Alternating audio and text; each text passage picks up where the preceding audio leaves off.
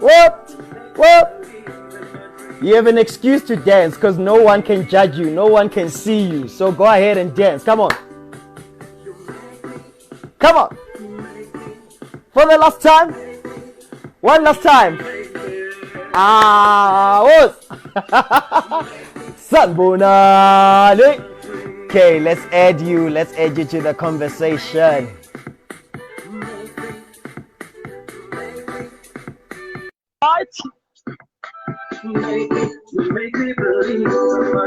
Come on.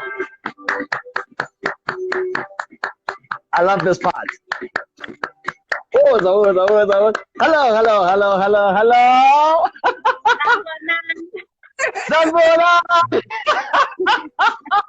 Let's dance a little bit. Wait, let's be here. Oh, wow.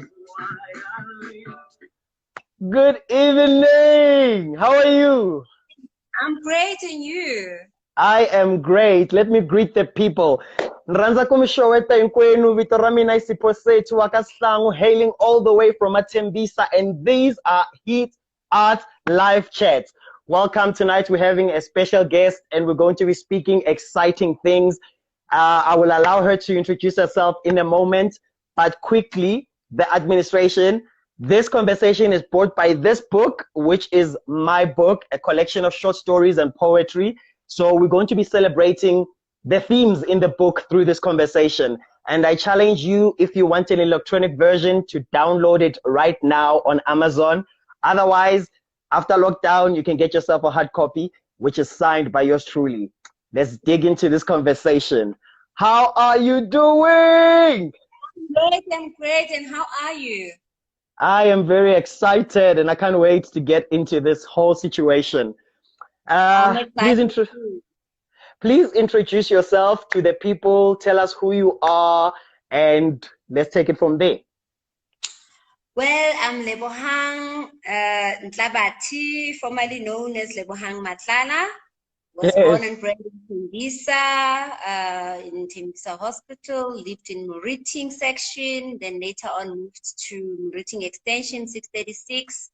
Yeah, and I lived there for most part of my young and childhood until I moved to live with my aunt Helen and my uncle and my grandmother later on. Yeah, and so if today, let's just check in. This is something that I do every day with all my guests. I want us to just by a fruit, tell us which fruit would best describe your mood, would best describe how you're feeling, your thought process at this moment. So if you were a fruit at this very moment, which fruit would you be and why? I guess I'll be lemon. I mean, not lemon, orange. Yes. It's season now, and I think I'm in my season. And secondly, it's juicy. Yes. And sweet, and it has vitamins in it. So I guess I bring positivity into people. That's some sort of a vitamin. That's beautiful. That's beautiful. That's it's very bright, beautiful. you know, yeah. That is very beautiful. So you are very much in season right now. You are feeling like you are the fruit, the vitamin that the people need. And I believe that this conversation is going to be just what we need to combat the winter and to combat COVID-19. Are you good? Definitely. And it has segments. I mean, you can peel it off. You can have different pieces. So it's whole. It doesn't mean that if you have taken one piece away from it, it's no longer an orange. It's still an orange. You can still have the fullness of it and the nutritious part of it. You know. Yeah, that's beautiful. That's beautiful. I'm loving this. I'm loving this. So as we are starting, I mean, you're already speaking about the nutrients and all these beautiful things. I know that you are, this word always gives me trouble. So I'm going to try to read it. An optometrist, right? Yeah. What is an optometrist? What is an optometrist or Dr. Wamehlo? What is it, and what do you do basically? We basically look up after your health, your eye health, your ocular health. We check your eye from the front part. We make sure that its functionality is functioning well. We make sure that we make people to see, and yeah. So we examine your eyes. We give you the visual aids that actually help you to be able to function optimally as an individual. So an optometrist is a primary eye care provider that provides vision examination, that provide visual aids to help the person to function optimally. And just before we continue, yeah, so just before we continue with our conversation, how many times should one see an optometrist in a year or even in their lifetime? It depends per stages, but I would advocate for annual eye examinations for everyone. When you are a kid, I would actually recommend that from the moment you are born, obviously when you start from 6 years, from the penetration point of view, they will look at your eyes to check if they are aligned, to check if they're functioning very well. And from that point, then as they grow older, then they have to go to an optometrist when they're around pre-primary school, so that they can actually check also that their eyes are aligned, there are no ocular diseases that can impact the learning process, to make sure that they can see very well. And then later on, when they grow older, they just need to have regular eye examination. I'll advocate annually. And those who are actually having chronic diseases like high blood, diabetes, HIV/AIDS, various type of diseases, I'll also recommend them to have their eye examination annually or as per their optometrist prescribed, because sometimes you might have to see your optometrist on a regular basis, not even annually. You might have to see them twice a year or 4 times in a year, depending on the optometrist plan of action or therapy. So minimum, just go once a year, and then your optometrist would actually advise you on the frequency of when and how you can actually go and examine your eyes. So as an optometrist, what lesson have you learned from just the physical need to be able to see and being able to help your clients? What satisfaction does that give to you?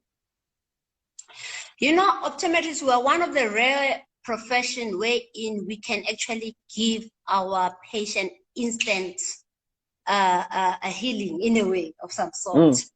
Patient can walk inside your practice or your rooms blind. After examining, you pop up your lenses or pop up contact lenses, the patient can walk out of your rooms seeing clearly. So basically, we're giving people their independence, giving them vision to see clearly and to function optimally. So it's one of the most rewarding things that we have or the luckiest thing that we have as optometrists, that a person can come from not seeing anything to get out of your rooms, seeing everything and the world in perspective. So we are trying, we provide, I would say, quality of life after providing visual aids. So we're giving people good quality of life, because if you can't see, you won't be able to have good quality of life.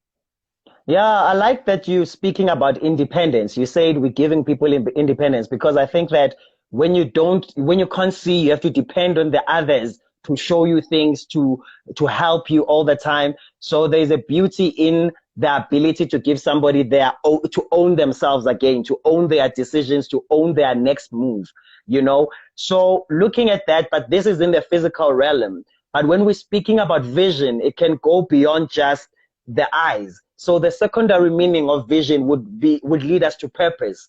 How has your job or this call that you are in help you to understand purpose and the value of purpose? And how important is it as people in general to have a sense of a vision?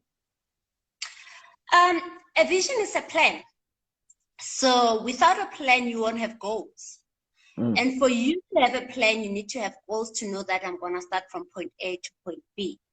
So having a vision or a plan, it gives you to have purpose and to have an end point in whatever that you do. So without a vision, you are basically lost and you're doing things haphazardly. I mean, even in the Bible, they rebuke a person, a man without a plan.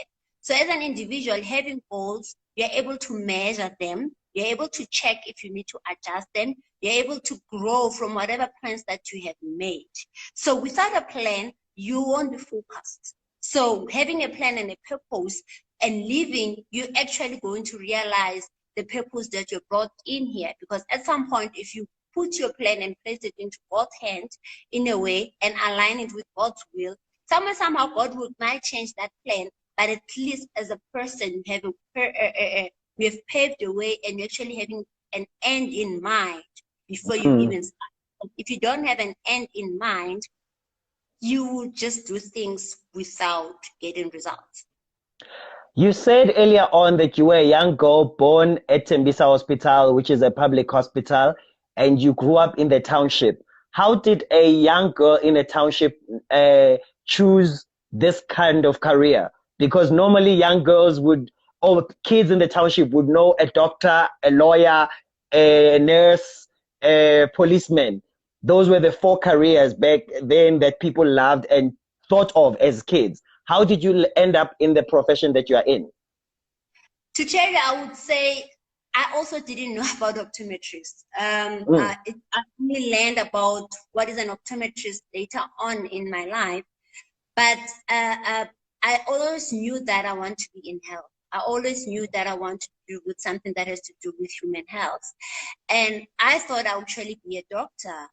And when I grew up, when I started to read books and when I started to learn more about this field of health, I realized that there's another way of being in health, not necessarily through in medical health. You can also be a physiotherapist, you can be a doctor, you can be a dietitian, you can be anything. And I fell in love with optometrists because when I looked around the township, there were no optometrists. Yeah. In the township, there were no Black optometrists around me. I mean, the only optometrists I knew, there were people in Captain Park and there were Africans and white people there. And there were very few. So I saw that there is a need for us as Black people to actually study this field and try and bring a good quality, accessible and affordable eye care to the community. And that's when I ventured to it. But to tell you the truth, I did not know about it up until later on. I mean, everyone just knew about being a doctor and whatever, and that's it. Only through exposure and reading, that's when I realized that there's other fields in healthcare that I can pursue. And there are very few people in it. And it was an opportunity for me to say, you know what, let me do something that people don't know about it, something that is different, and not follow the trend of being a medical doctor, be something different. And I must say, the moment I discovered optometry, I fell in love with it. And I think that's where God wanted me to be in it, because I cannot imagine myself in any other way except being like an optometrist and giving people their vision and their independence. Beautiful. So how do you then, as you said that there was very few representation of Black people in that space, even worse, Black females. You knew only people who were accessible, being Afrikaans doctors. So what have you done now that you are in that position to make sure that not only are you there as representation, but that kids in the hood today know that there is a career like yours that they can take up? What have you done about that? Look, I do encourage a lot of the optometry, a lot of youth, and tell them about my field. Wherever I get a chance, I try and educate people about this profession. Even in my profession, I'm involved in a lot of political and leadership position, wherein is another way of letting people know about this profession. And yeah, wherever I get a chance, I try and educate and tell people that there's something different. You know, you can be an optometrist. I'm also involved in the educational aspect of it, although I'm still studying. That's a way of talking to students and giving them hope and motivating them that, you know, optometry is a career and a career to be reckoned with, and it's going to be here forever, you know. So I try and educate and tell people and inform them about this. I mean, even in my own family, there are people who are already studying optometry who are in my family, in my family, of which I think it means that I've actually tried to tell them more about optometry and they fell in love in it, and now they are studying. Definitely. No, I think beyond today, I will take up a challenge that we start a campaign, but we will speak about it for the hood, maybe once a year, where we educate and allow the kids to play around with some of the instruments and see what this career is and what the prospects may be. But if now there's a parent watching and there is a young person that is in school watching and they want to know what kind of subjects they need to take at school to be able to prepare themselves to take this as a career, what would you say to them?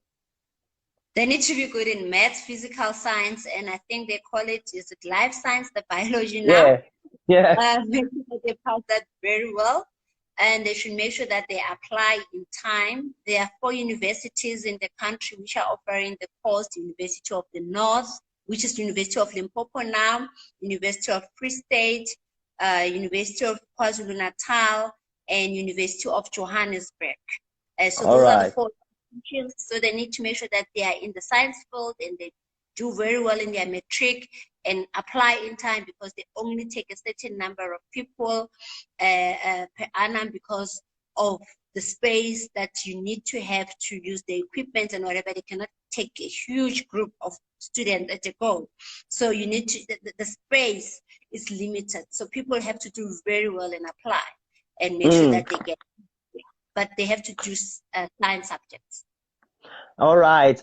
And you started off working for somebody when you started off in your career, and now you own your own practice. I want to know,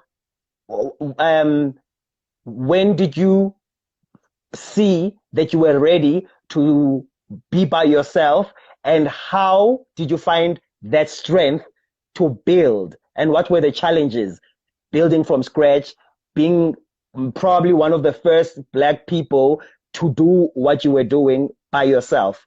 How did that feel? Well, I worked for someone for a year, Yeah. and I was fortunate enough because the person wanted to move away from Gauteng to a different province, and they wanted to either sell the practice. And I worked for them for a month or 2, and I realized that I had limitations working, and there were things that I wanted to implement and I cannot implement because it's not my practice. And I spoke to my boss then and said, look, I can see that you are commuting between 2 provinces. I'm willing to actually take over. You can sell the practice to me, and then I'm willing to take it over. I don't think he actually thought that I would be able to afford it, because he put the price very high. And then 20 years ago, the price was close to $500,000. And it was a big ask and a big task. But I knew that if I'm determined, I'm going to make it. Medical is starting not to pay as they used to pay before, but I knew that I can achieve it, and I knew that I can excel working by myself. So I went ahead and said, look, I'm willing, give me an offer. He gave me an offer. I took it to my bank and said, this is an offer. I need to buy a practice. They said, give us deposit. I did not have deposit. Remember, I'm from the township. Our house in the township does not even worth much. You say, no, there's a house. I can use it as a collateral. They'll tell you that what township houses don't even worth it. I had nothing, basically. So it was, my dream was starting to fade, because this person has put a huge cost saying it's goodwill, but I could not afford it. But I did not want to lose hope. Then I told myself that this is not impossible. I can actually make it. I tried to save up my money through my salary and went to the youth initiatives, wherein they can actually come and serve as your security. Yeah. I applied. They also wanted some percentage. They wanted, I think I had to deposit 30,000 or so. so that they can hold it for me, so that they can now serve as my security. So I went through that whole huge program, and by the grace of God, the bank agreed, gave me the lump sum. I paid him. I started afresh with nothing, with no hope. I remember my uncle, Rawan Johannes Rotu, and my Aunt Helen, they would even sit me down and say, "Are you sure of what you're doing?" They were even scared more than I was. The first few months, they would sit with me with my books and just say, "Yeah, we just need to pray so that you can make it." The first few months were very, very hard because whatever that I was making, I had to actually make sure that I paid the staff. It was for the first time in my life. I was, 21 years old at that stage. I was having a 500 million debt. Now I have people that I have to pay. I have rental that I need to pay. I need to buy a stock and everything. I still commute using taxis. I don't even have a car. But through God's grace, I managed to work very hard to save every cent that I was making. And within 2 years, I paid off the whole loan, and I was somehow closer to financial freedom. And I started now buying a car, you know, like any other normal person. I would commit in a taxi with one of my patients, and they would say, "Doctor, you're also in the taxi." There's nothing wrong, yes, but don't have a car. So you could see they were surprised that this person is supposed to be an optometrist, is supposed to be owning a car, but she's with us, Okmo Station, waiting for the taxi to Pretoria. Really. And with our people, material things prove whether you are worthy or not of our respect. Definitely. Our people are like, this one is in our level. We can't trust her quality. But I think that what you're touching on is very important. Number one, a lot of 21-year-olds can't say that I was trying to build my own business. In fact, my dream at 21 was to buy a practice. Very few Black people, very few young people can say that about their story. And I think a lot of us, especially today with the hype of social media, a lot of people want to look like they've made it before they made it. And you are speaking about being in a taxi and going with your patient and getting there, standing those long queues. Those were prices that you were paying. A lot of people will see you now living in your house, driving your car, and not know that part. How would you advise a young person who has put pressure on themselves? They feel like they are left behind, and they feel too embarrassed to twara mopo and bakorope just to make sure that they get to where they want to go. How would you advise them? Humble beginnings. Start small and build up, and be focused, and live your own life. Focus on your own life. Be in your own lane. Do not compete. Do not try and be someone else, because remember, your path is different from someone else, Exactly. So try and be clear. Hence, having a goal is very important, because if you are having a goal, you are focused.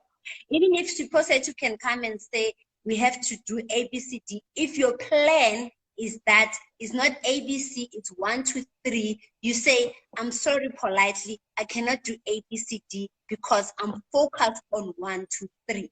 So the problem is that if you don't have the end in mind, you then go with ABCD and forget about 1, 2, 3. And at that time, you're not living your life. You're not fulfilling your purpose. You are living someone's life because of peer pressure. So try to stay away from peer pressure. Try to be clear in your mind. Because remember, when you're having a goal, it's a crystal ball of some sort, because it gives you a clearer direction.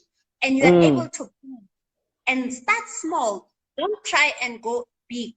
Start small, build it, and be focused. And just be in your lane. Do what that suits you, what fulfills you, what you think is in line with your purpose. That's beautiful. So, and starting small. Remember, I can't be a cleaner, but you don't know that when I finish cleaning, I go back home and study to be a lawyer. Exactly. And then this one guy, when I started working in my practice, he was a car guard. That guy started as a car guard. During the day when the cars were parked, he would open his books and study. There was one day when he graduated as a lawyer. He walked down the street of Andresen Church with a graduation gown, and there were tears in people's eyes who remembered that this person was sitting as a car guard for 4 years. They were giving him 5 rand, 10 rand, and now he's a lawyer. He's working in the very same street where Milan and Andres now as a lawyer. But 4 years he was a car guard. Just doing something, and that's it. So hence I'm saying that it does not matter where you are. It's a temporary situation. Yeah. You know? So Yeah. don't measure with your current situation. Don't measure yourself with your background. Yeah. You know? So never measure yourself. Remember, God has a plan for your life. Exactly. You might be placed in a situation at that moment to teach you a lesson. Yeah. Or to save you, or to shape you for something better. And a lot of things, even gold, it has to go through fire before it becomes gold.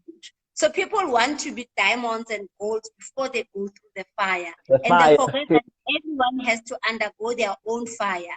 And being there in the ground and cleaning floor, you are actually undergoing your own flower, being pruned, so that when you come out of there, you are a diamond. When you come out of there, Amen. Amen. So here you are 21, you are having these big dreams, you are owning your own practice, and I believe your peers are still studying. Some of them are finding themselves working in some jobs, some of them drop out of school. How do you then negotiate being this? And I mean, looking at today, there is a difference because today there's a rise of the independent woman, the successful woman, but that was not the narrative when you were 21. You know, there was very few examples of that. So how do you then negotiate yourself into a relationship? Because we are crossing over now to a point of getting into marriage. Did that, your success, intimidate other people along the way? Did it make your list a little bit? You know, did it make your list a little bit? Did you think like, I'm levels now, or what? No, it was not coming from me. I would say a lot of guys were just intimidated, and there was nothing I can do about it. It had nothing to do with me trying to scare people or anything. And remember, when you are young, we're all young. I was still young at heart, even though I had all these things. Yeah. And hence I probably struggled to a certain extent of getting into relationship at that stage, because a lot of people would just not even approach me. And I thought I'm one of the sweetest and approachable person, but hey, that stage, yeah, it was very difficult. And those who would want to approach you would be those who are not even in, their intentions were not even noble, or they were not, their intention were not good, basically, you know. So it was a challenging time, but I think it gave me enough time to focus on my career and business and building. Yeah. So it was difficult to navigate, because now you've got the responsibility of being a business person, but you still need to be a young person. Exactly. The responsibility of making sure that people have income every month, but you still need to have time for your young 22-year-old, 23-year-old who's look young. So it was a battle and a challenge to try and navigate it. So you end up growing very fast, very fast. Now you're having a huge responsibility that if you don't focus on it, you're affecting a lot of lives. But again, you need to live your life and be a young person and, you know, enjoy life as a young person. So it was difficult to balance it, but I managed to, Someone says here, I know the question. I mean, I love the question and I know the answer. I wonder who this is. It's TSNOPTOM. I don't know what that name spells. So, Do you feel, just quickly, yes or no, do you feel that you were robbed of your childhood, or do you feel that you were able, even with all this great responsibility, you were still able to live as a young person? I was still able to live as a young person, and trust me, I enjoyed my life. I enjoyed my youth. I enjoyed Yes. it. I would say one person who lived their life. I did. I did. Amen. Yes, yeah. And I would when I'm with my peers, I was myself.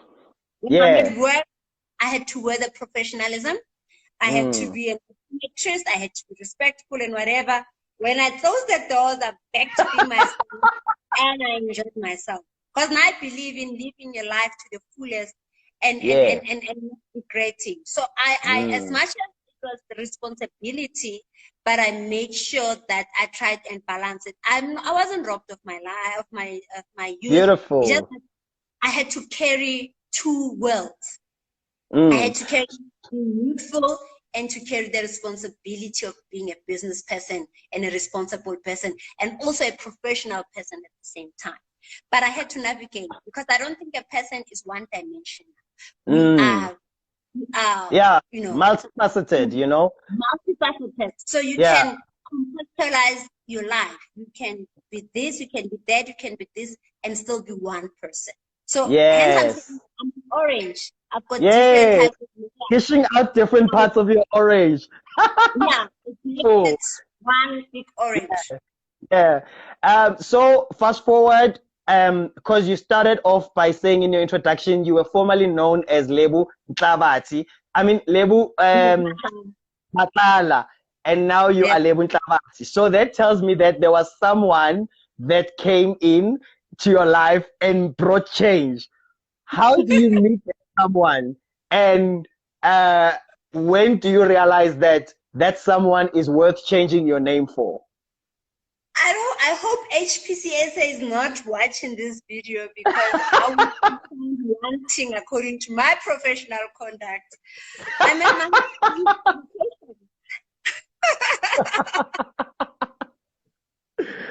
we became friends and I think over time one thing led to another.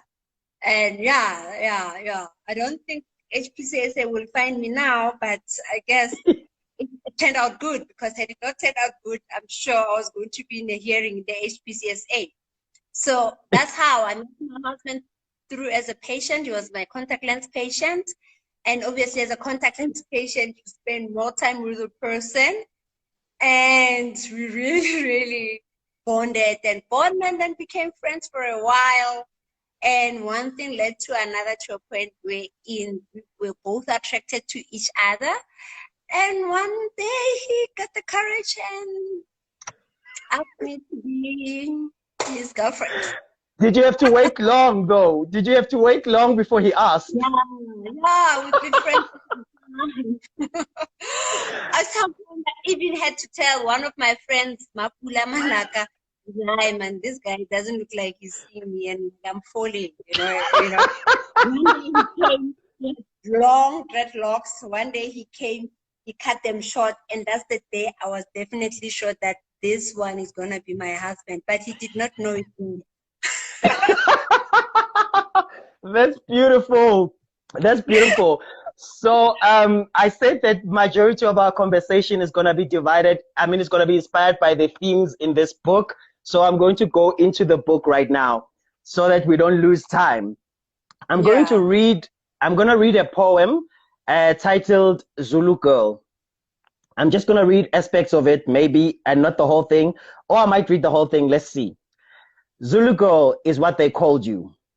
They silenced your voice and stole your dreams. They hugged you when they needed you, stabbed you in the back when you had nothing to offer anymore. They left you naked while inviting the whole world to see your dirty laundry. Far from your parents' comfort, in a foreign land that seeks to erase your name from its history books, you remained standing, unshaken but broken, stuck in the mud and choking with shame. Yet you kept your smile. You smiled. Smiled not because you were happy, But just to keep the fruits of your womb alive, you smiled. I cried. When you thought no one was looking, I was on the other side watching. When you thought you were alone, I was there praying. While your soldiers fell in battle, I remember standing. I remained standing, with your tears stored up in a cup, just so you could pour life into your forgotten identity. Zulu Girl, I found hope in your eyes even though your heart never stopped bleeding. Today, this day, you stand tall amongst giants, a yellow bone of note with your once black afro now turned gray, resting gracefully upon your head. On your shoulders, I stand bold, reaching for my dreams. I know they made you feel worthless, but you forgave them. My prayer today is that someday you may find it in your heart to forgive yourself. With love, a son's letter to a living legend.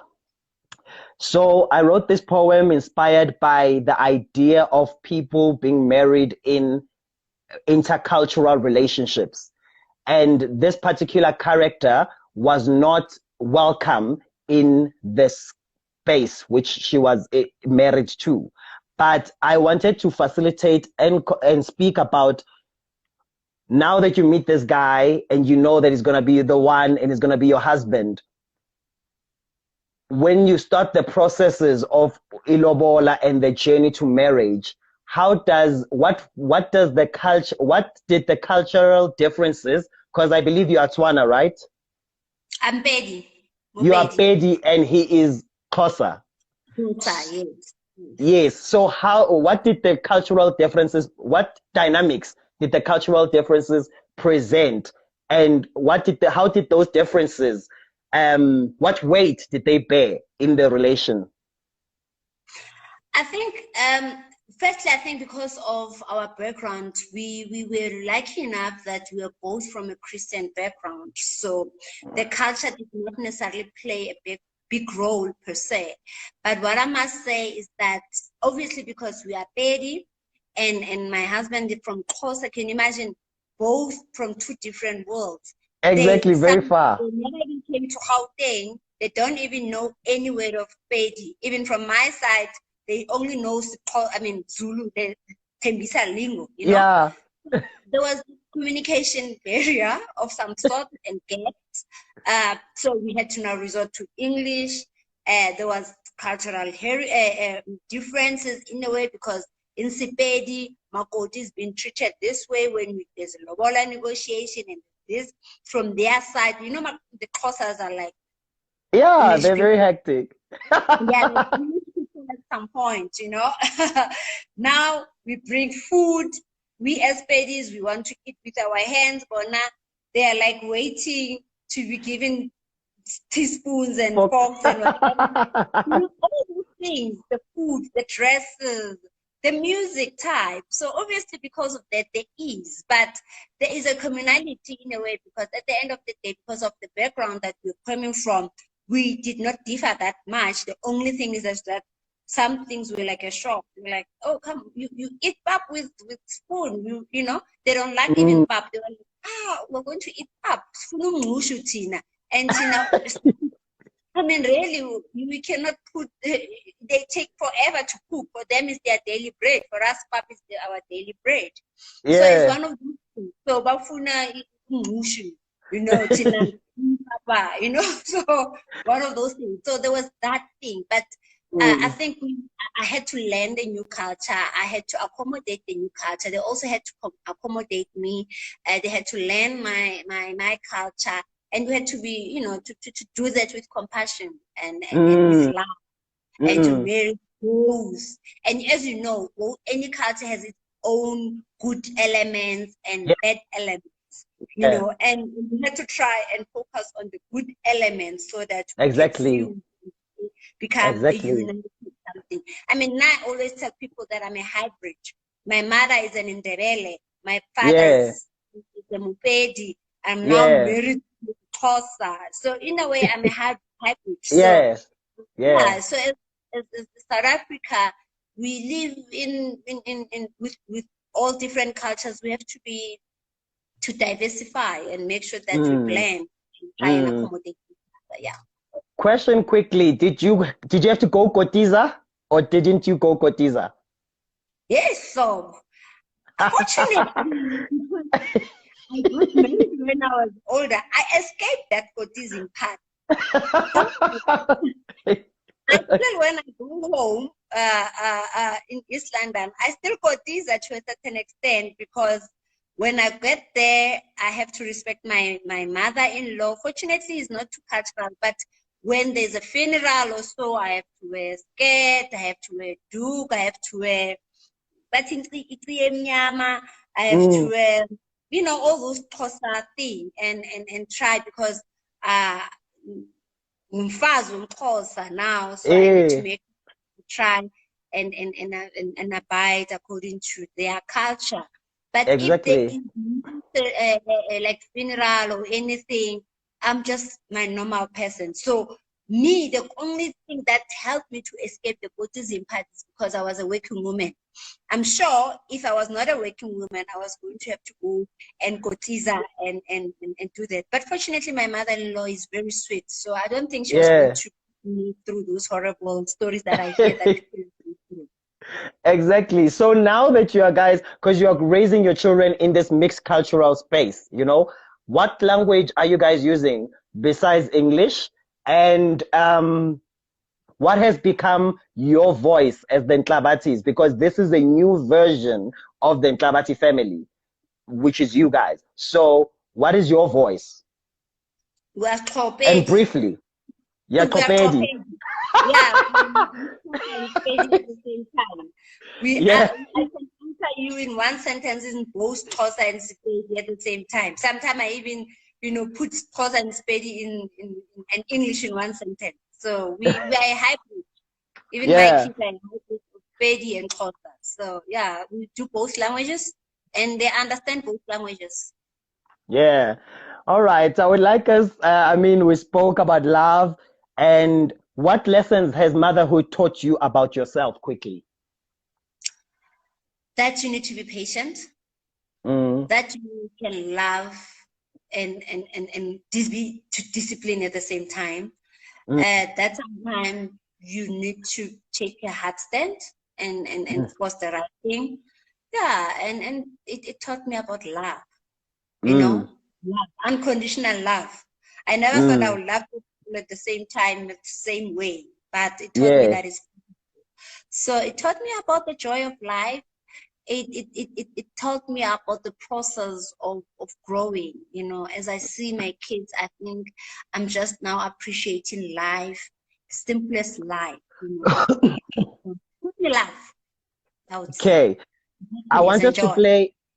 I want us to play a quick game, and then we're going to move on to this last part of our conversation.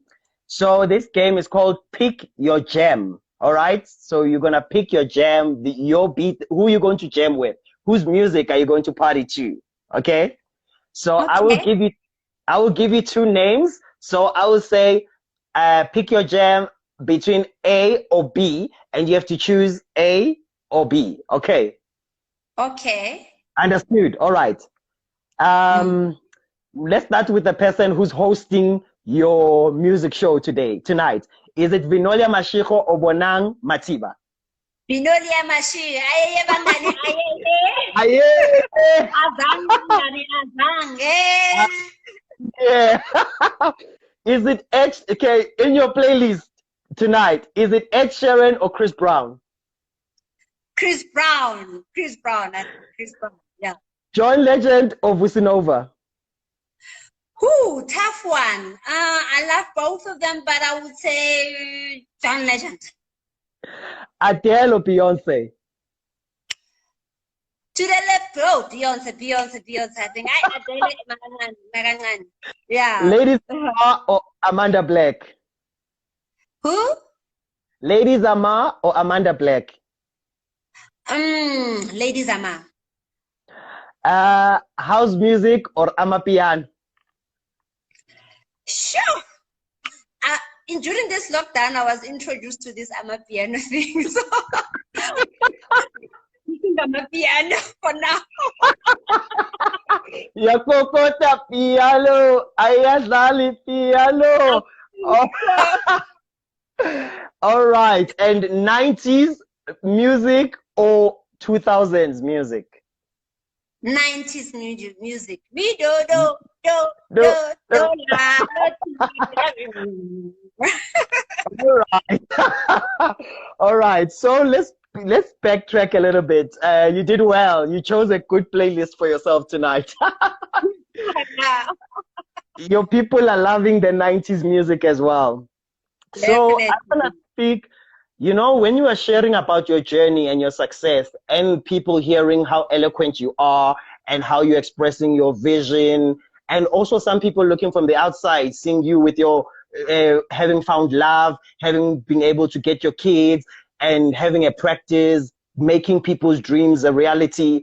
A lot of people think that she was obviously meant to be this great and life must have been smooth and smooth sailing. Um, I want to read a part in my book.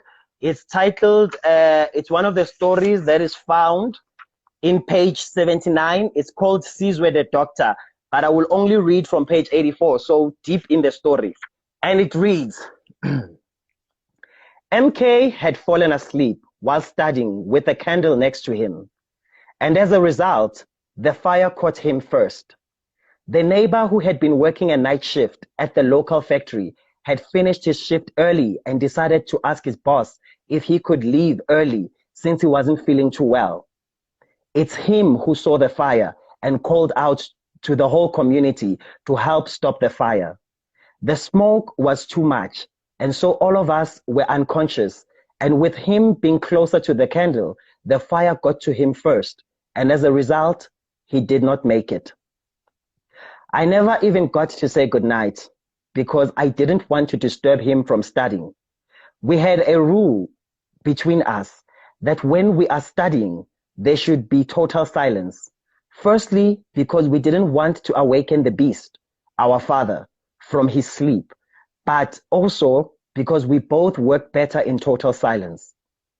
If only I had known that that night was our final night together, maybe I would have told him how much I looked up to him, how I have thought of killing myself, but his positive attitude and his dreams of us owning our own practice as doctors someday kept me alive. I would tell him that I kissed Umbali for the first time while waiting for him to come out of the detention class that afternoon. I would tell him I'm sorry for every fight we've ever had. But now, well, now all I can do is to live to make sure that his dreams for us lives on through me. In this story, it's a story of, it's called Cesar De Tota, who ends up building a massive practice in the township. Most of the characters, in fact, all of the characters in my book are Black. And he grew up in an abusive relationship where his father, they lived in a 2-room shack, which was the bedroom and the kitchen. And his father used to abuse his mother, and they used to be to see this and witness this. And he's writing at this particular page, at this chapter of the book, his brother has passed away when there was a fire because they were studying using candles. And so he's now reflecting on that night when he passed away. If I had known that this was going to be our last night together, I would have said A, B, and C. I want to touch on just a rewind back. I know that you lost both your parents at a very early age. And how did that shape your life?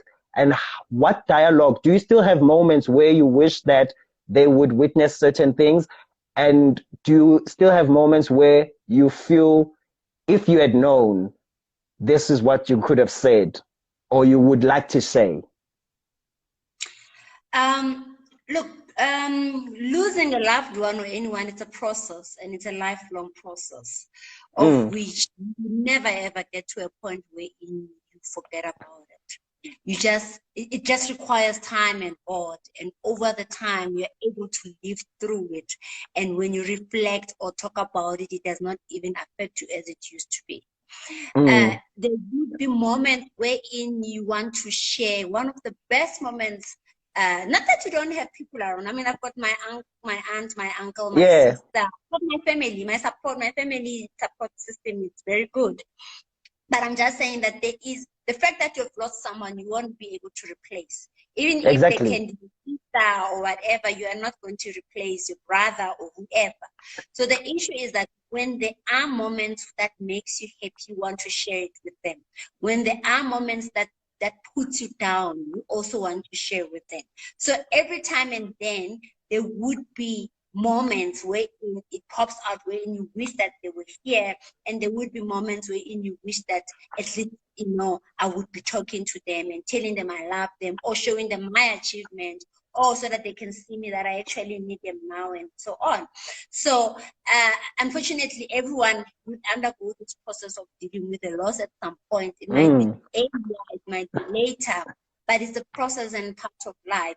So you learn to live through it, wherein you understand that as much as they are gone, there's absolutely nothing that you can do at this stage. You just need to forge ahead and try to do your best. But forgetting them, you won't. Remembering them for you will, because every person lives a part of their self in you. So it's a process. And yes, there will be days where you feel like, let's say it's Mother's Day, you want to say Happy Mother's Day and whatever, or Father's Day, or any other day, or their birthdays. You will always remember them. Not that you won't remember them, but you are able to live through it without pain, you know, and just think of memories, and that's it. Yeah. So definitely it's a process.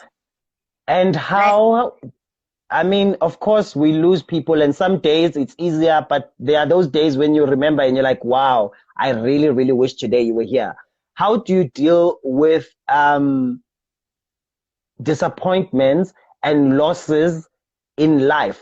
Because just because you are where you are today, a lot of people might be mistaken to think that everything you tried worked at the first go.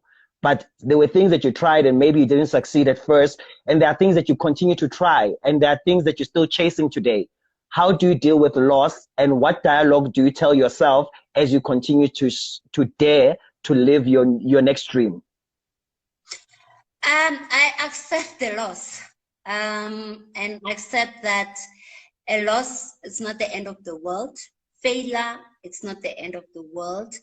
And it's actually giving you an opportunity to recollect and start afresh. Maybe you started in a wrong foundation and that's why you collapse. So you go back again, undo the foundation, and check if you've put the brick layers and the forces and the wires correctly, and start afresh. It's another second chance. It's a chance for you to start afresh. So losses, I mean, there are some losses wherein you would think that you will never recover. You would lose a lot of money. I've lost lots and lots of money. I've lost businesses. I've lost so many things. But to me, I just, you know, look at the hope and the learning and the lessons that I get from those losses and say, I'm not going back to that. Now I'm starting afresh. And sometimes you can lose several times. And then on the 10th time, that's when you actually make it. So for me, loss, I take it as an experience and accept it. And remember, when you're going through the loss, at some point you go through emotions and whatever. I allow myself to go through the process of the loss, the process of being angry, the process of feeling stupid, the process of, you know, blaming, and the process of everything. And then get myself up and understand that that was a lesson. For me not to go back there, where do I go? And start a fresh rebuild and start do it differently compared to the way I did the previous time.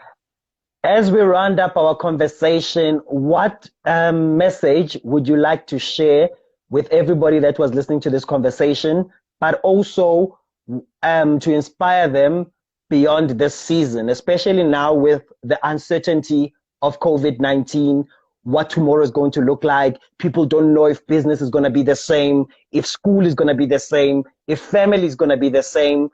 what message would you like to share and leave with people as that maybe little fire that's going to lighten their environment, lighten their mood, even if it's just for a day?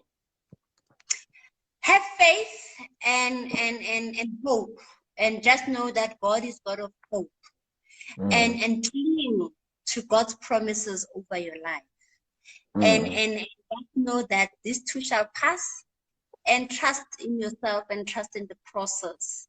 That whoever, I mean, he knew, he had predestined our future. He knew us in the mother's wombs, and God, he says, I've got a plan for you. And the plan for you is not to destroy you, but it's to prosper you. So trust in that.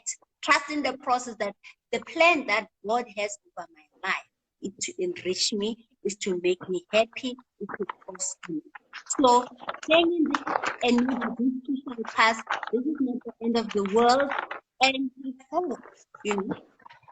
Yeah. Thank you. We'll go through it, and we'll conquer. Thank you so much. Thank you so much for this. Thank you so much for being part of the conversation. I would like to take the last 2-3 minutes or so closing. We're going to play one last game. And this last game is called Fill in the Blank. So I say, example, I am blank. Then you will say, I am happy, you know. So you fill in the blank space. All right? You get it? All right. Yeah. First question. Never have I blank.